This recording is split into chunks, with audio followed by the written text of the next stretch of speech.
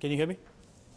Do the install and play with it. It's on lab where you actually get your data science models in parallel on your existing Hadoop cluster. It's getting meetings full. Number of users? Anything we can do there?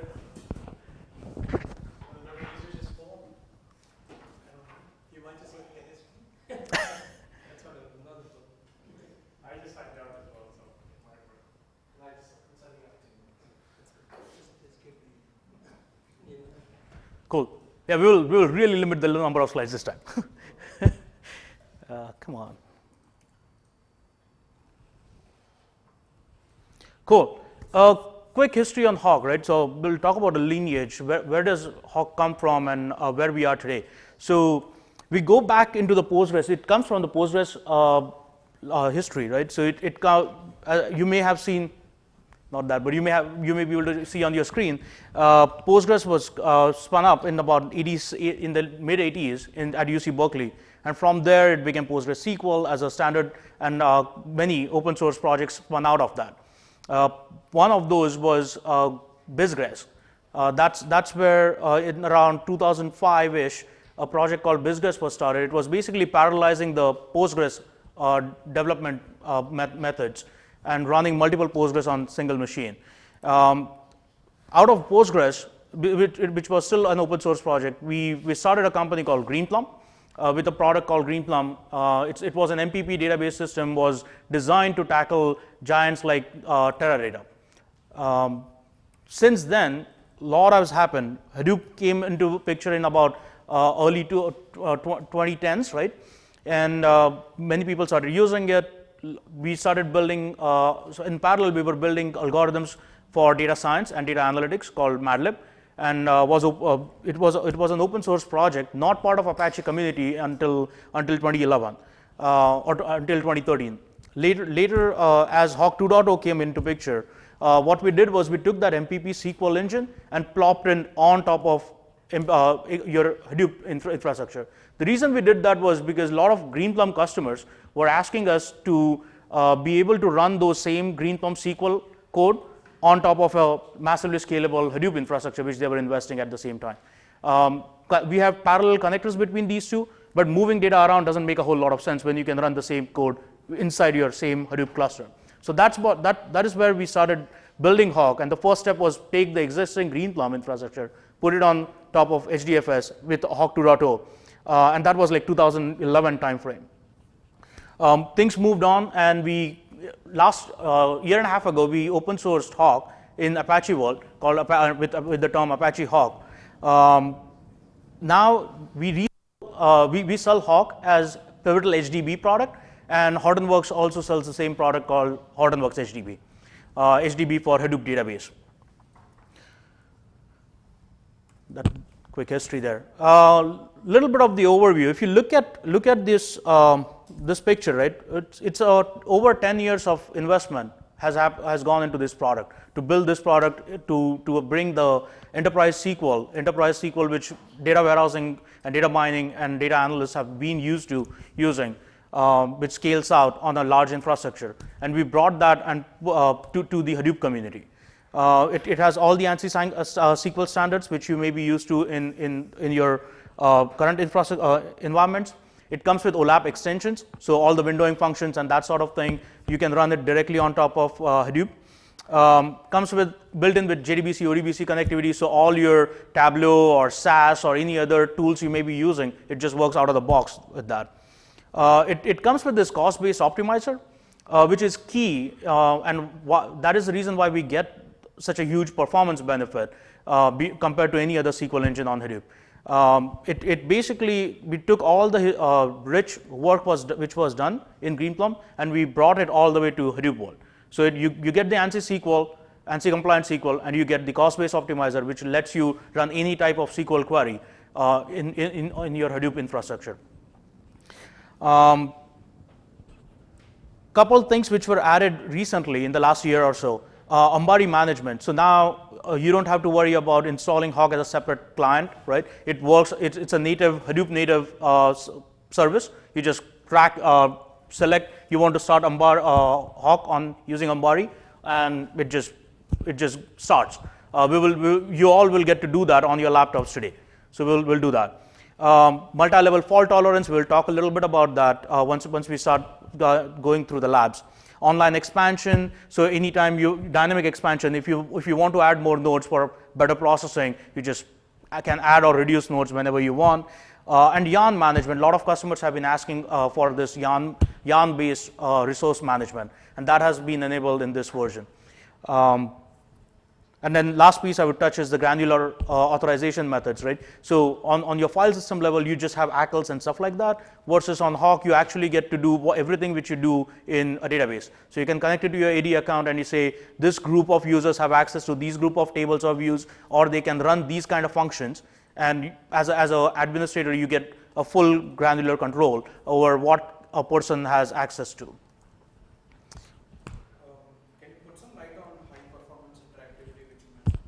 Yeah, so if you are used to doing large-scale Hadoop deployments, you're used to waiting for a few minutes for most of the tools available, especially the SQL tools available.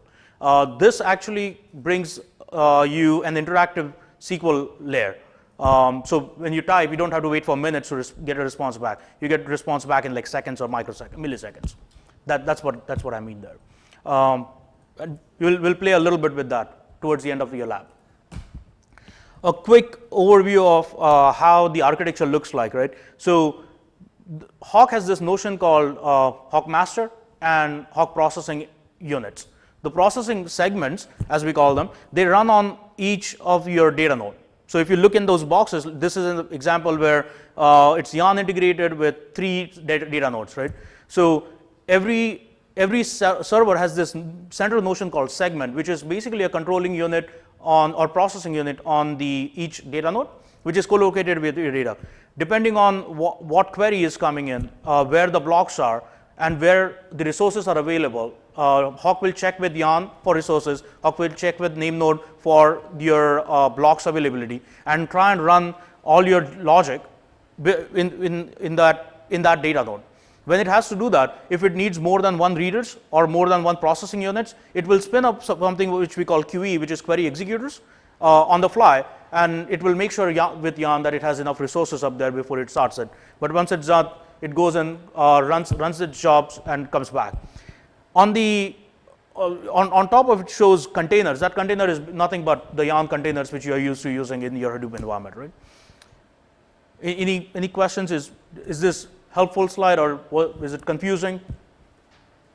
Make sense? Cool. Let's keep going. One quick touch point on MADlib, right? If you haven't heard about it, it's basically in database machine learning algorithms, which we have taken from the most widely used tools like SAS and R, and we have parallelized those to run in your Hadoop environment via HAWQ. It's also open source. It works with HAWQ, Greenplum, which has similar lineage, and any other Postgres-based database.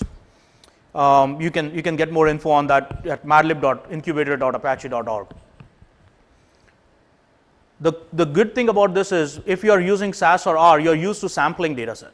With MADlib, because the code runs on top where your data is, you don't have to worry about sampling data set. You get the benefit of your in-database analytics there. Cool. Quick touches on HAWQ, the top features on HAWQ, right? Advanced analytics performance, there was a question earlier here. It brings that exceptional MPP performance of Greenplum to your Hadoop world. Basically, you get your low latency queries, so you're not waiting for minutes and hours for your responses. It has asset reliability. It's a pure database, so it has asset reliability as well as data federation. So if you have data in Hive, you have data in HBase, you have data somewhere in Oracle, you don't have to worry about bringing those data sets separately. You just write one SQL which knows how to federate that job back into your Hadoop cluster to process that data. If you're happy with that, you can store that data in your Hadoop environment with one single SQL statement. That's what that means. ANSI SQL compliance, so it gets you the highest SQL compliance on any Hadoop infrastructure. All the SQL 92, 93, 2000, 2003 OLAP extensions like windowing functions and that sort of thing, all of that is part of HAWQ. It's integrated with MADlib, so basically in the same SQL you can do machine learning without going anywhere else. Elastic architecture. So if you have bigger jobs, you can spin up more more nodes in your compute cluster, or once you're done, you can shrink it down. So if it's designed for the cloud scalability. And then advanced query optimizer, which is basically the best query optimizer, cost-based optimizer out there for SQL on Hadoop. Ambari. So now with the current version which you all have on your laptop now, you can manage your HDB or HAWQ via same Ambari which you are used to. So you don't have to worry about going anywhere else there. It was slightly different previously, where management was slightly different. You get proactive warnings. So let's say your server segments are not working properly, or you're not enough RAM anywhere. All those things, the warnings are built in, and you can add your own warnings. We'll take a look at it on your Ambari console real quick. Kerberos, setting up Kerberos, setting up connectivity with or installation with Yarn resource management tools. All those things are basically a checkbox, and we will go through that when we do that demo. A few links, if you haven't done this or if haven't seen it, most of the documentation is up there on hdb.docs.pivotal.io. Downloads, go to network.pivotal.io. All the latest binaries are available for you to download. We also publish our Docker images and sandboxes. The sandbox is what you have on your laptop, but if you want to set up a Docker-based multi-node system on your laptop, you can do that too. And that's a link where you can read the instructions how to do it. No, so Docker would be Correct. The sandbox is that zip which you have. Yeah. Cool. Let's go to demo. Let's hope our network is working fine.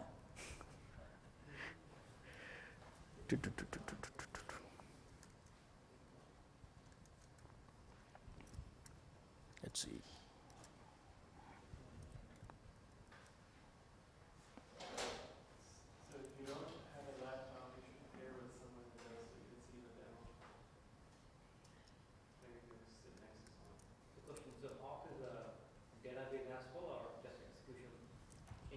Can you repeat that question? HAWQ is a database Ansible or just a? Yeah, HAWQ is a pure database. Yeah, it happens to run inside Hadoop. Okay. It's like in memory? It's not in memory. Okay. Yeah, the processing obviously happens in memory, but it's a full-blown data warehousing like software inside Hadoop.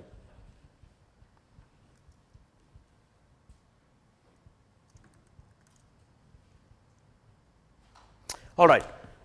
If you guys want to follow along with me, you can do that as well. Couple of different things you would want to do here is, so do you have your VMs running? Do everybody has their VM running? Have you done anything with it so far, or not much? I'm hoping. Perfect. So if you haven't touched it, things should work. If you have done something with it, we will have to fix things. So if you start your Ambari console, you should see what I'm seeing right now. Yeah?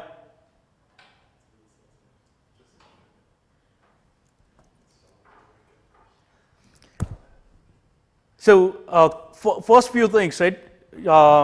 If you SSH to your Ambari machine, the same machine which you just started, the VM, you want to run this yum install for HAWQ Ambari plugin if it doesn't exist. If it should probably have already been installed on the VM. If you just look under this directory, it should show you if it has been plugged in or not. It has a bit of lag. Oh, sorry. So if you're SSH into your VM, just go cd var lib HAWQ.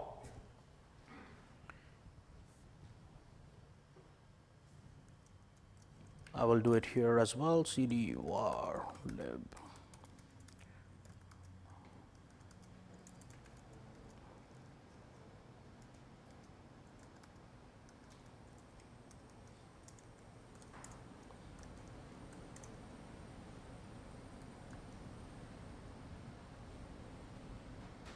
And please stop me if you are stuck anywhere. Happy to get you going there. And we have Vineet back there who can also help there.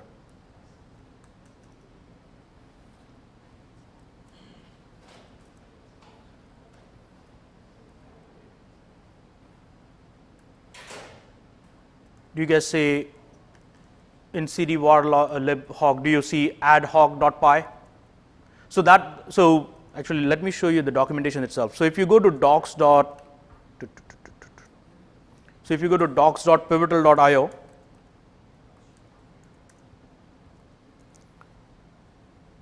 and Pivotal HDB, it has a step-by-step guide on how to install it in a bigger cluster, which I would be doing on an Amazon cluster. But all of you have a single node VM, so it will look slightly different because you have just one machine versus the cluster has more. But if you go to the docs.pivotal.io, Pivotal HDB, it has installing Pivotal HDB.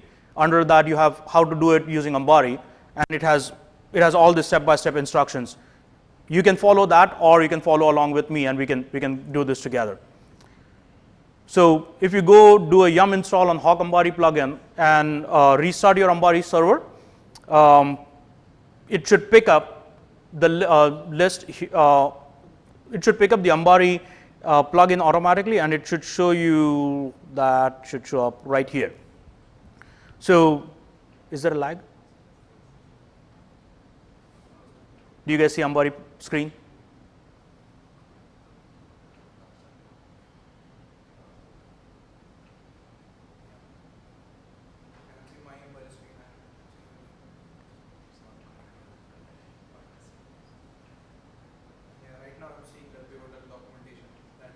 Oh wow, that's a big lag. Cool. So if you go, once you install, I'm going to go back to the command line quickly. So if you run add hawk py under cd var lib hawk, if you run add -hawk.py, there is a file there with --user admin and --password admin. Hit enter. It should automatically set up repos, all the repositories for you to install Hawk. Once you do that, you just have to do Ambari server restart. These two things have to be done as root, by the way, on your VM. Once you do that, you should see Ambari will obviously restart. You'll have to log into Ambari server, and once you do that, you will have an option here to add service on your Ambari screen. Let me know when most of you are here. We will take the next step. I'm going to walk around here. Are you good? No, my not install actually. What's that? No, I didn't install that. Oh, you didn't unzip it? Okay. Ah. Wait, how many people are doing it? So I will just go with them. Okay, you're doing it. Cool. So did you restart already? Awesome. Are you guys following? Okay. You already have it. Perfect. Awesome. Let's see. Are you trying to download it? I was just going to watch the slides. Okay. If you want the USB, you can grab it from one of these people. There is it's already downloaded on the USB. Does this have it? Yeah, he gave it to me from this guy. Oh. But this one might have it as well. Does this have the latest? No, it doesn't. No. I'm working on it. Okay. Give us a couple of minutes there.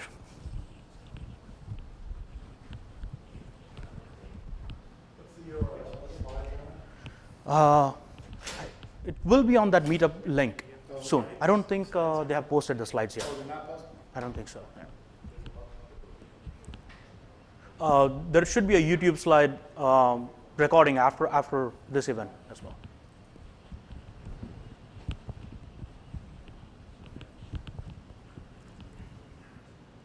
So I know 2 people got it going, right? Are you? No? Okay. So if you are on this screen and you just add service, now you should be able to see Hawk and PXF, these 2 things here in your Ambari service list. Options to control these services. So if you just check mark those things and go next.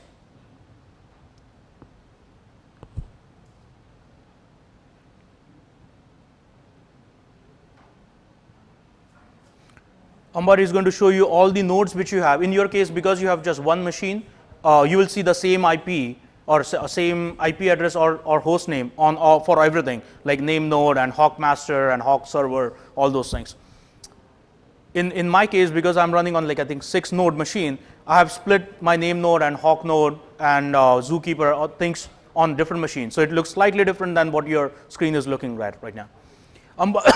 Sorry. Ambari has also we have built in some cool features here. So if you look at it, basic things like HAWQ master and HAWQ standby are something which are designed for HA, right? So if you sorry, if you take the HAWQ master IP and say, okay, I'm on 143. If I go to HAWQ standby master and say I will move it to 143, it should come up with a Amber alert there saying no, that's not going to work properly, and it will tell you not to do that. So it has HA by default, we don't have to do anything. Correct. Correct. And one more thing regarding the does it need to have a separate cluster or is it mandatory to have it on the data nodes? So HAWQ reads and writes to HDFS. So you want to run it locally to your data to get the best benefit out of it. But if your data is somewhere else, like we have customers who run this with essentially a network attached storage, which is like Isilon. I don't know if you have heard of it. It's an EMC product. It's basically a file cabinet, but it also happens to talk HDFS. You can have a compute node somewhere else, compute nodes, a bunch of compute nodes, reading and writing into this HDFS. It just happens to be a network attached storage. There are many other storage systems like that where you can run compute separately, but ideally you want to run your HAWQ compute with your data node on your HDFS.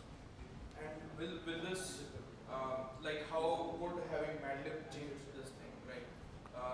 Do I want to have more RAM or like? So it depends on how you deploy it. If you deploy it using Yarn, it's all Yarn managed, right? So if Yarn says this node has X amount of RAM and X amount of slots to process, it will use it. So that way you don't have to worry about it. I'm just asking about like recommended. Sure. Recommended. Yeah. If I want to add MADlib or. Yeah, MADlib doesn't take any more RAM by itself, right? But depending on the jobs you run, what happens is when somebody is using MADlib, you're running deep data analytics. You're building some humongous models. The processing on those takes enough RAM, so you do want more RAM if you have that kind of data, and that kind of data modeling, data science model are being built over there. So depending on the workload, you will have to tune that. Couple other things here. Actually, let's just keep going to the next one. So if I go next, it shows me what's getting installed on what nodes. If you look at it, this PXF agent on the right hand side, I will explain what PXF is in a little bit. That needs to run on all data nodes in your Hadoop cluster, and it needs to run on the standby master as well. On the name node as well, because PXF. So what PXF is basically a pivotal extensions framework. It lets you read and write data into different systems. So if you have any data in your proprietary format, you can create your own connectors to that format. If you have data in Cassandra and you want to grab that and process in your SQL engine, you can do that. You just extend PXF. Using PXF, you extend connectors to read and write into different file systems, and that's what it is. And because it has to reach out to other systems, it needs to run on all data nodes to get all the benefit of parallelism. At the same time, because it talks with name node to figure out, hey, where is my Hive data? Where is my where are the blocks of data in general? It needs to run on name node as well. But so if you uncheck one of those, it will complain saying, hey, this is not going to work, right? We'll go forward with it. So, just a quick question on that. Yeah. As for the different architect and the cosmetic architect, where we have compute and data node separate. Yeah. For example, HPBDI architect, right? So, how should we proceed with the PFS engine there? So all those will still run on your data nodes. Correct. Yeah. And then if you don't have a name node, Name node is already there. right? Master. But there is a separate yarn on the separate compute node specifically assigned to those nodes. Right. And there is no HDFS or any other data services there. For those nodes, you don't need pxf to run on it. Yeah. Anything where your data exists and the logic behind where your data is, right? You want to put a pxf there so it knows how to read and write in parallel into your HDFS system. Looks like there is 2 services information read it. So what we have done is we have exposed a bunch of HAWQ parameters and properties out in Ambari, which are most typically used by end users. They tune it, they change things, right? So if, for example, all these master data directory or the temp directory where when your SQL engine is processing information and it has to write it to disk for when it's a large job and it has to write to disk, you need some temp space or scratch space to process that data. All those things are exposed so you can change it. Ideally, what we do recommend is if you have multiple disks on your HDFS nodes, you may want to use more than one so that you have enough space spread out between your disks, not bottlenecking on one disk. The other option in resource management, if you look at it, it has certain notions which change between standalone deployments versus yarn deployment. So if you look at standalone deployment, it has options, something called as segment memory usage limit. It's what controls how much memory per node will be used by a SQL query. But if you go into a yarn mode, it will just get rid of that because you don't have to worry about it at that point. Yarn is going to tell the HAWQ which node has how many resources, and based on that, HAWQ will use whatever available resources it has, and based on the concurrency it has to deal with. I'm not going to do with yarn deployment right now. I will just go with standalone deployment so that I can show a few more things. So there are certain other memory related or resource memory resources related things here. So if you look at VM overcommit ratio, that's a typical thing which people tune depending on if you're doing it as a lab, dev lab, or standalone machine, or if it's a full-blown production system. You end up changing the VM overcommit ratio as well as VM overcommit. So and if you just hover over the bar there, it will explain what it is. So if you don't know a certain thing about, hey, what's VM overcommit? If you just bring your mouse on top of that Ambari screen, it will tell you. So always overcommit is 1, 2 is don't overcommit. In production, people end up using don't overcommit a lot of times. So depending on what kind of usage it is, you may want to change things.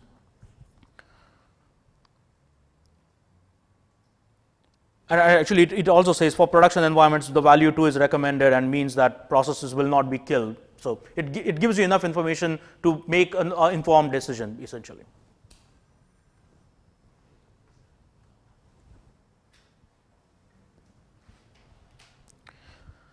Moving on.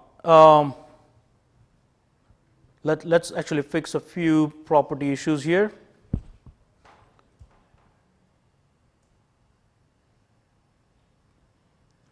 Advanced. So one thing which is missing on the Ambari screen, if you go to the advanced tab, it will show you in your case in the standalone the HAWQ running with a sandbox. Something to remember is you're already running Ambari, which also uses Postgres in the backend. So it's using the same port 5432, the default port. If you're running Hive on the same node as HAWQ master, it also uses Postgres for its metastore, which also ends up using 5432. So if you're running all those things, just make sure you use a different port, otherwise it won't deploy HAWQ, or it will complain when you try to deploy HAWQ. So just so we match my cluster and your standalone machine, I'm going to change that to something like, I don't know, 65432 instead of 5432, which is a typical thing. And then the other thing which is missing is a password. So I'm just going to say gpadmin is my password here, gpadmin.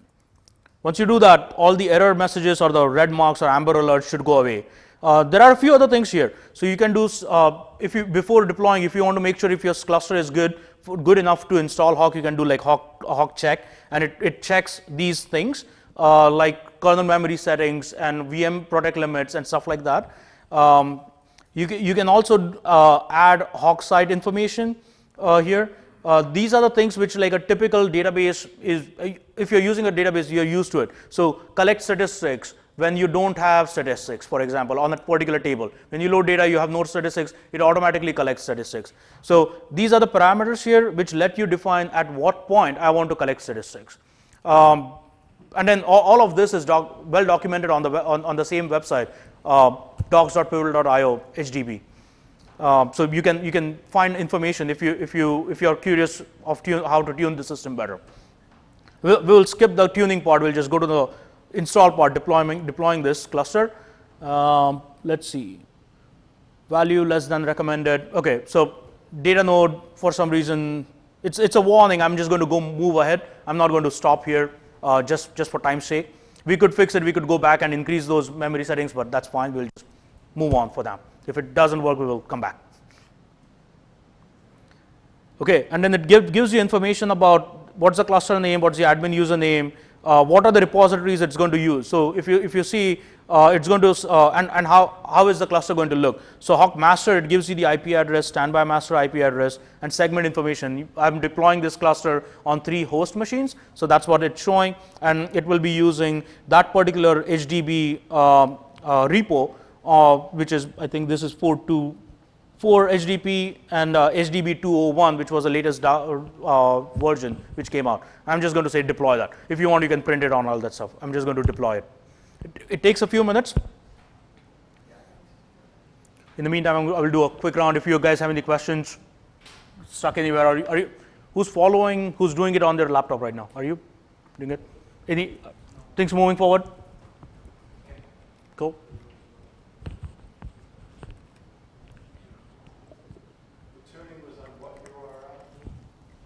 What was again? So all the system tuning parameters and all the information is all in the same docs.pivotal.io, go on HDB, and then it's all there. How to install, how to tune, what to look for, what are the best practices, system preferences, how to change those, all of that is right there.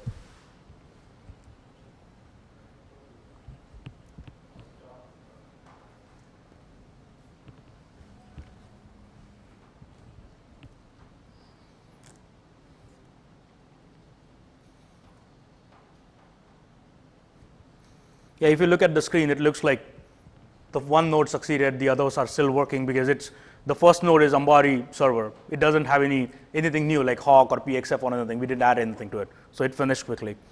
The others will take a few minutes. While it's happening, let's go back. I will just show you a few more things on Ambari. So this is my, nope, wrong one. This is how your system will look like. This is my single node VM. Yeah, it's my single node VM. If you look at your host, it should look exactly the same, sandbox.hortonworks.com, right? And IP address may or may not be the exact same. It will be slightly different maybe. So few things to look for. Let's go look at HAWQ.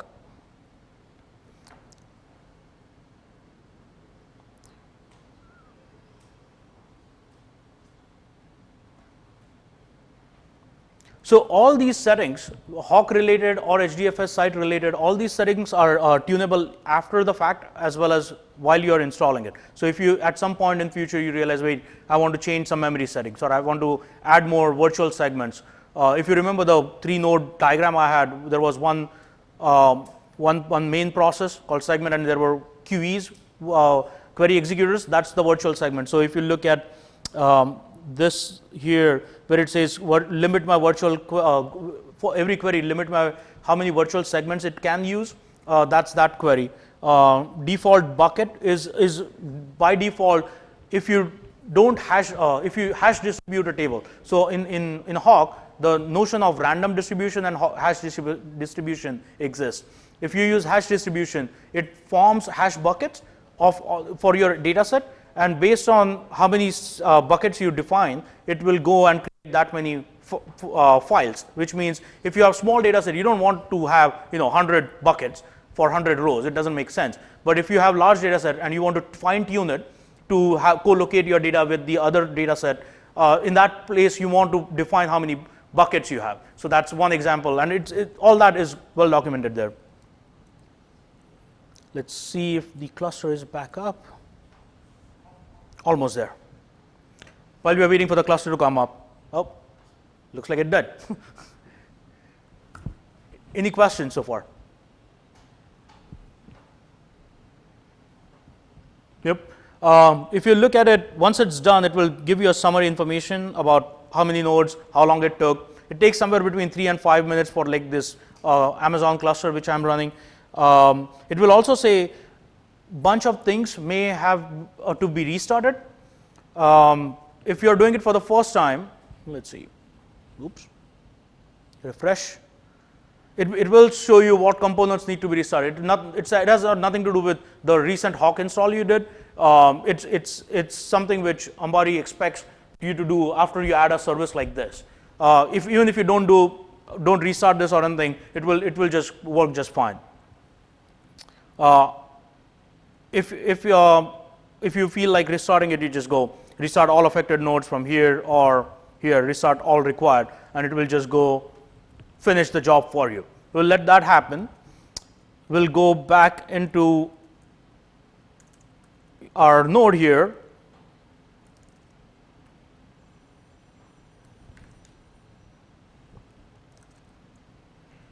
Hey, Vineet, can you do me a favor?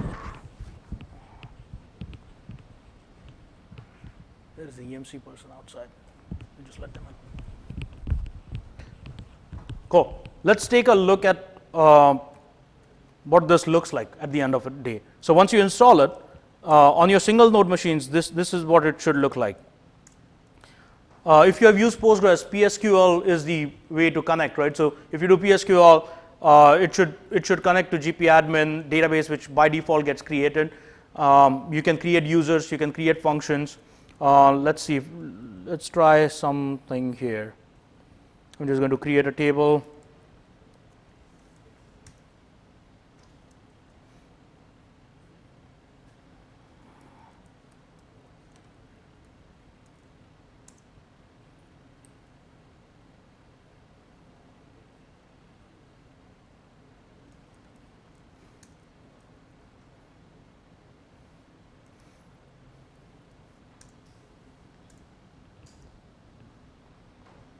This is my quick test. I'm sure there is a lag, so I will let the screen on there, leave the screen on there. It's a quick test to make sure my database is working.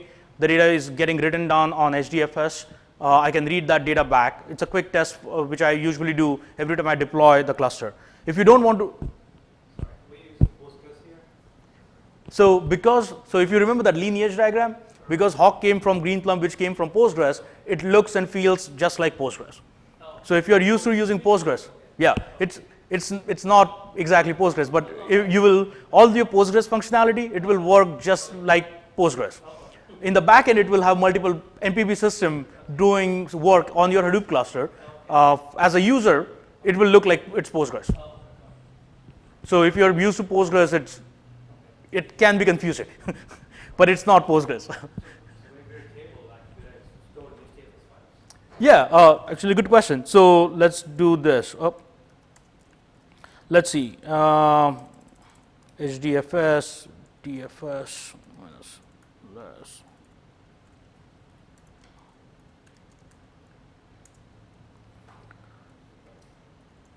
I know there is a lag, so I will go slowly here.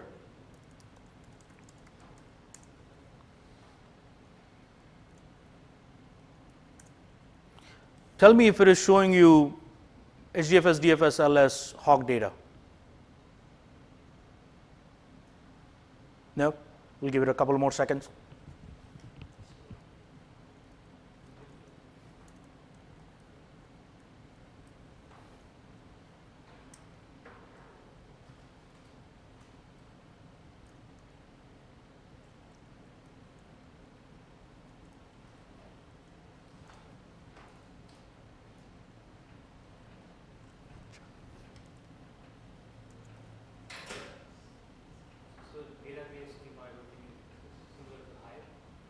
Postgres. So it feels like Postgres because in the back end it looks like it's Postgres. So if you're used to Hive warehouses, it will have like Hive underscore warehouse. In that case, in this case, I think the sandbox, it just created a data directory called HAWQ data. Right? Under that, it will create a database name. Under that, it will create schema name. Under that, it will create table name. Right? And all the table data gets stored there.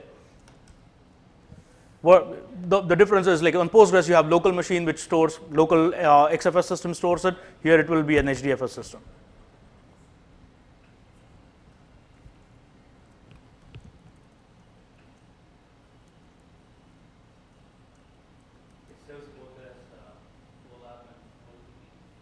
No, it's a pure OLAP system. It's a Hadoop system, right? So if you do OLTP, you can, but then you will have so many small files, which defeats the purpose of using Hadoop, right? Your name nodes will start crashing soon. Right. That's why it's like, it feels like Postgres when a user is using it, but don't use it as Postgres.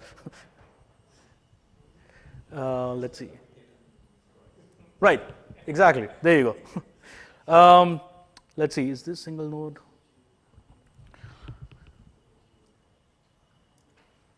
So that was the majority of things which I wanted to show and actually get you guys going, where you reach to a point where you can start using it.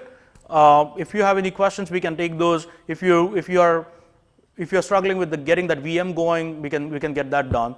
I know we have already crossed our time limit. You heard of this another SGIN, SGIN-DB? SGIN. So what is the, I mean, maybe I can show it. What is the difference between them? I want to know. Honestly, I haven't heard about it, so. So that's a little different, right? So what that is it's basically a database built on top of Hadoop. It gives you, transactions and all that SQL stuff, but it's on top of Hadoop. Whereas this is a little different, right? Okay. Yeah. So that is writing all the data out into HBase tables and hiding stuff. So MADlib, if you go to madlib.org or if you go to same network.pivotal.io, you can download MADlib based on which version of HAWQ you're running, and it is a simple install. You just say install MADlib there, and it knows, once it knows which cluster you want to install it on, it will install it on all the nodes wherever your HAWQ segment is running. That's all you have to do. After that, it's just writing your code as if in SQL you can write your data science code. Like you can say select logarithmic regression, and then you can say from this table select these columns and run regression on this, and it will run it as if it's running, like it looks like SQL, but it's running your data science algorithms which you're used to using. That's MADlib.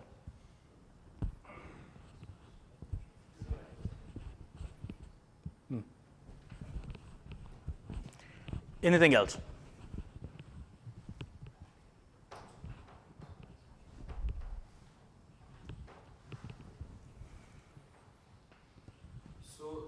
These MADlib jobs, whatever, they run just like yarn jobs? So good question. So what happens is MADlib jobs get converted into a HAWQ process, and if you remember that diagram with query executors running, it checks with. Yeah, absolutely.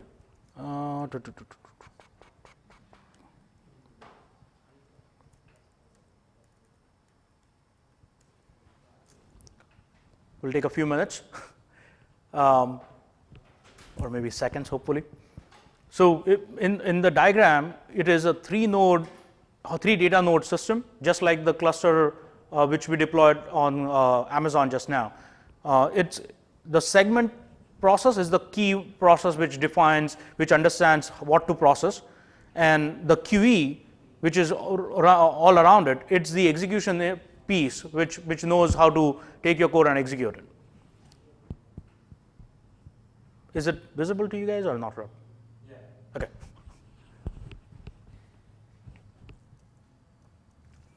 Any other questions, guys?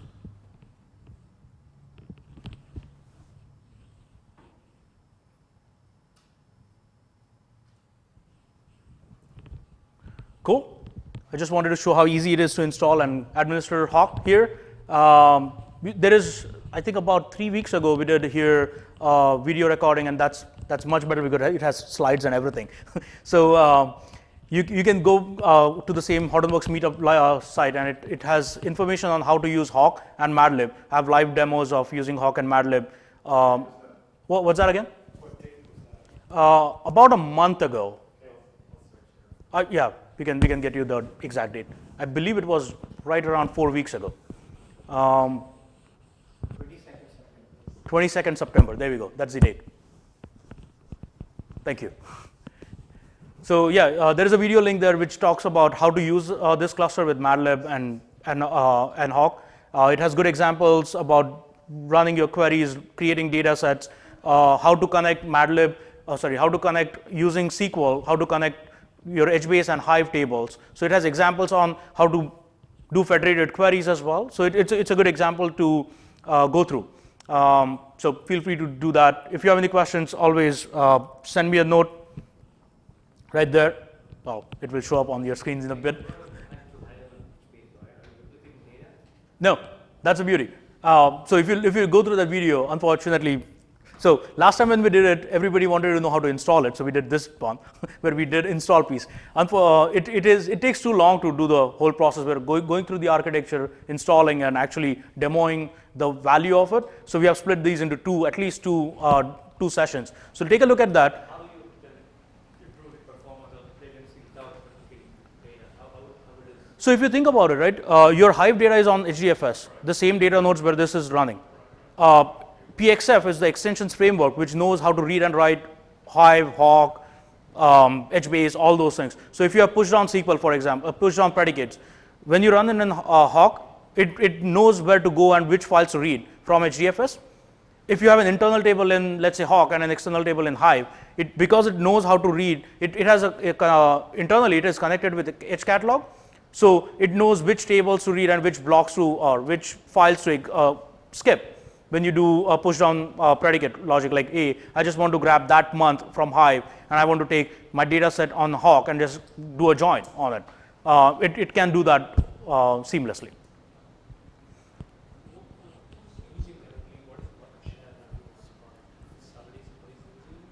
Who's using HAWQ? Yeah, a major airline manufacturer is, so if you think about airline engines, it streams about a terabyte an hour data set. Right. So if you think about the engine data set which is coming in, that's time series data. They're running analytics on HAWQ. If you think about how many planes are flying around with GE engines on it and how many hours they fly, that's a lot of data set, right? For IoT purposes. The other example would be security analytics. One of the banking systems uses this to find breaches in their security, network security. Network security is a very common example.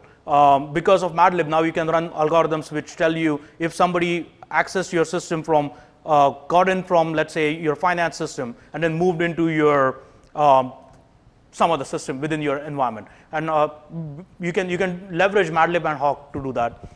That's another example. There are several other examples. A lot of people are also offloading big expensive data warehousing workloads like Teradata and Netezza and Oracle Exadata onto HAWQ. Now they can run that exact same SQL on HDFS.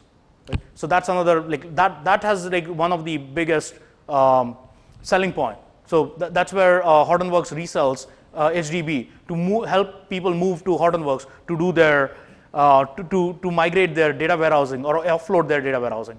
The other example of using HAWQ is ETL offload.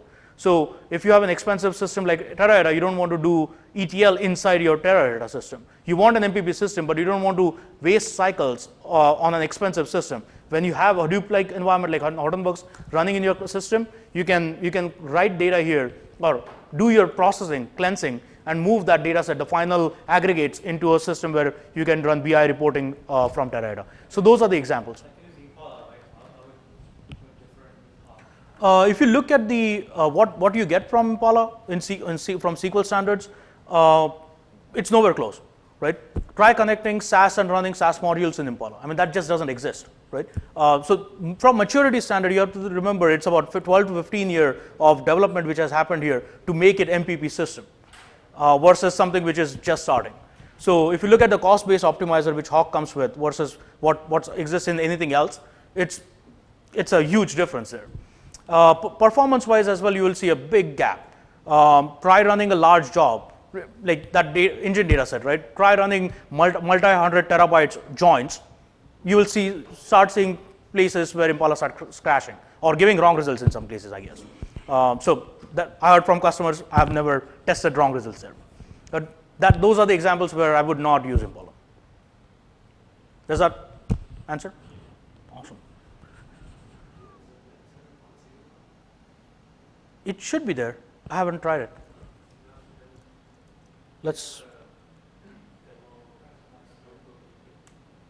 It has a notebook in there? Let me try. Anything else, guys?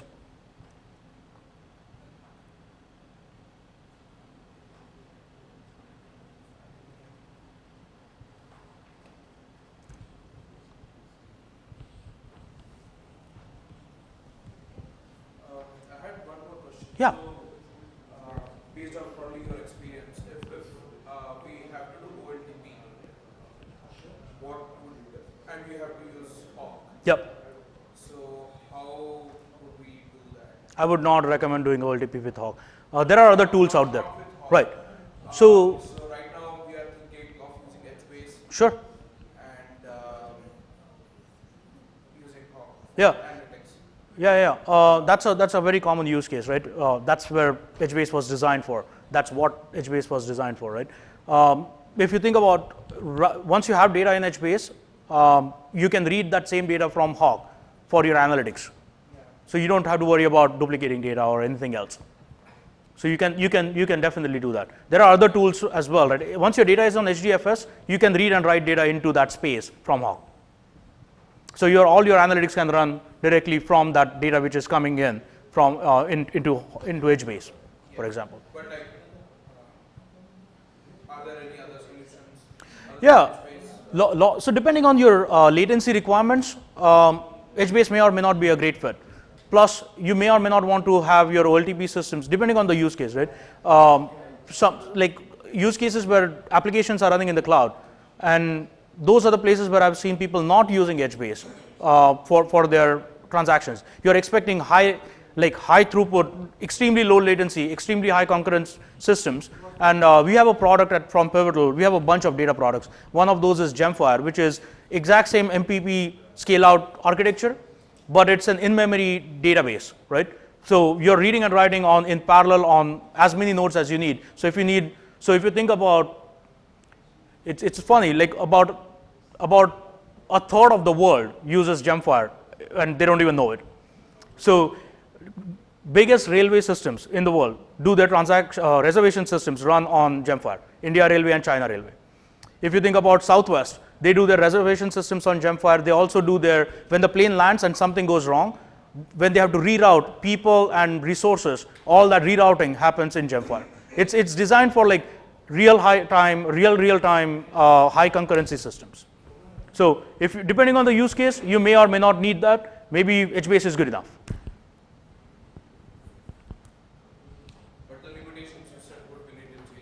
Yeah, latency issues are one. There are other things like many use cases where you need a replica, which is across the globe. So Gemfire was designed for Wall Street. So when people started migrating, so if Wall Street, if you think about it, this is transactions which you cannot lose, right? A transaction which goes on in New York gets replicated at the same time to Japan and Singapore, or Japan and London were the first three data centers they were doing. We have this WAN replication going, which basically guarantees no data loss across WAN replications. So that's one use case where HBase is not designed for that, right? You could put some sort of a layer on top of it and try to replicate it, but it's not designed for it. But depending on your use case, we can talk deeper in your specific use case. Depending on the use case, you may be okay with HBase.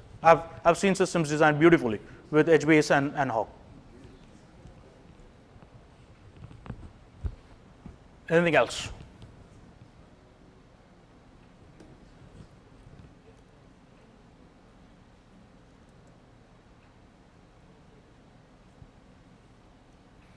I'm going to look up if Zeppelin is installed on that single node. So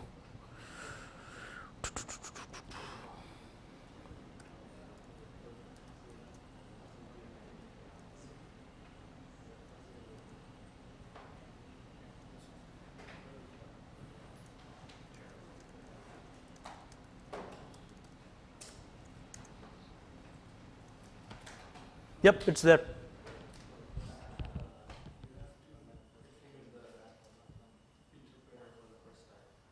Yes.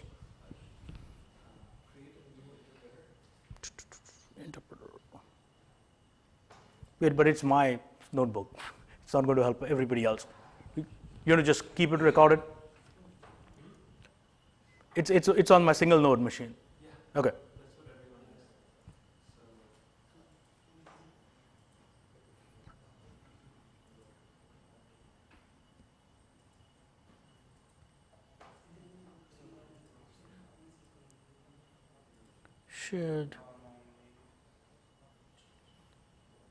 We just have to change the JDBC driver, right? Everything else should just work out of the box.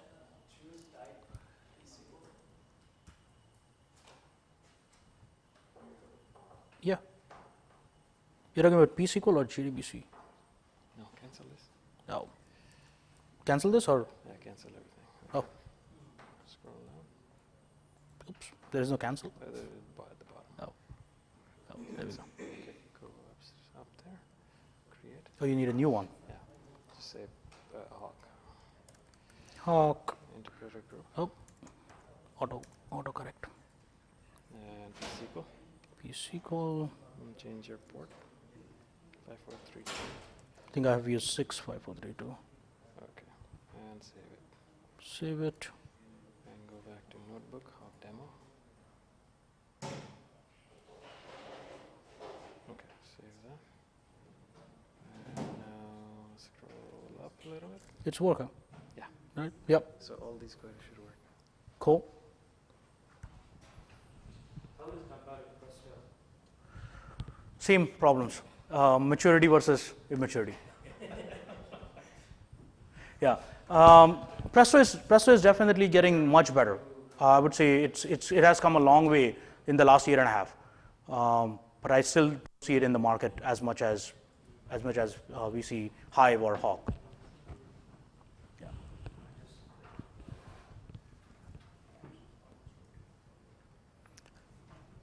Also, at the end, we recorded how to get Zeppelin working. On your single node machine, Zeppelin will not start automatically. So just go in and start Zeppelin service, and then once you start it on your VM, it shows you the URL where Zeppelin is running. So same IP address where your Ambari is running, but with a different port number, 9995. Just go there, take a look, and then you will have to add an interpreter. So if you have used Zeppelin before, it's the same like any other interpreter. Just add an interpreter called HAWQ, PSQL with the port number you selected when you deploy HAWQ, and it should just work out of the box. It has a bunch of demos, a bunch of notebooks pre-created for you, which talks about how to use Spark, how to use HAWQ, a few other things there. So even with a few examples about, I think predicting airline delays is a cool one. Let's see, hopefully it has data set. Oh, never mind, I won't run it because I will have to go download the data set. So if you want to do it on your system later, you can do it. It has all the URLs where the open source data is, and it shows you how to start using HAWQ quickly.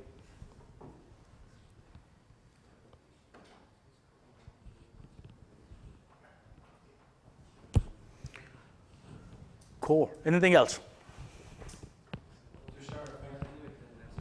Thank you.